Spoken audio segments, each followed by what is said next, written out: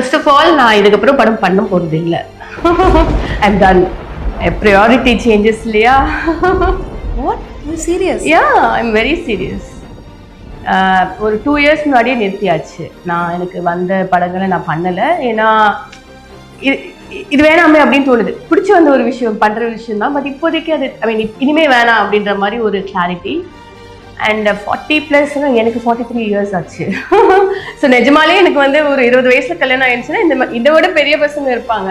So நான் இப்படி இருக்கிறேன் அப்படின்றது வேற. பட் அதுக்காக வந்து அந்த ஏஜ் இது அதெல்லாம் எனக்கு நான் தான் சொல்றேனே, எனக்கு நான் ஃபர்ஸ்ட் கேட்கும்போது நான் வந்து இந்த படம் பண்ண போறேன்னு கூட ஒரு கதை கேட்க மாட்டேன். நான் அதை கதையா கேட்பேன்.